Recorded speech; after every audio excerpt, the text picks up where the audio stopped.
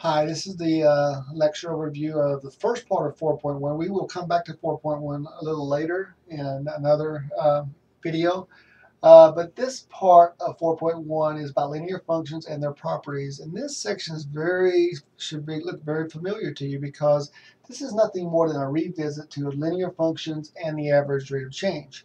Now, we saw linear functions back in 2.3 when we started talking about the linear equations, and then we formalized that in 3.2 when we put it in the functional notation.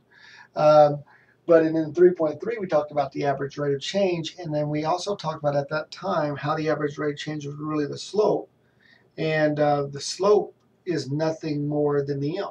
Okay, so when you're asked to find the average rate of change on a linear function, they're basically asking you to find what the slope is.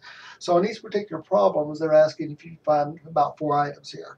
Okay, one of the items is the slope. Okay, another one is the y-intercept. Another one is what. Now we're going to graph it based on those two things, and then we're going to find the average rate of change. But the good news is, like we said, the average rate of change and the slope, whatever you get here, should be the same answer here, because there is no average on a rate of change really on a line, because the slope always is constant, always stays the same. So if you look at the function in this particular example, it's negative 1/2 x plus 4, so the number in front of the x is negative 1/2, so that's the slope. And the y-intercept, remember, it's in the form of mx plus b, and b in this case is 4, so it'd be 0, 4. Now, based on those two bits of information, I can graph it quite easily. 0, 4 is the y-intercept,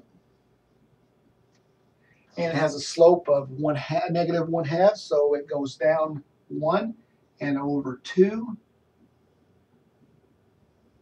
And that's how steep this line is. Actually, if you notice, it is going down from left to right, as it should be, because the slope is negative. So, and 1/2 is not very steep. So that is the graph of this function. Okay. Now recall, graphs of functions refer to the solutions to that particular function. So every point, not just these 2 points, but every point on the line satisfies that equation. I keep throwing that in there because that keeps coming back over and over throughout the course.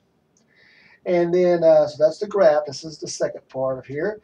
And then the average rate of change. Remember, the average rate of change and the slope, when you're talking about linear functions, they are the same.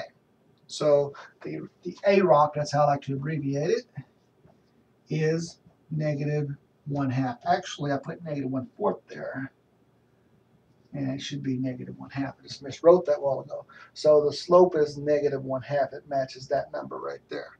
I think I said negative 1/2, but I wrote negative 1/4.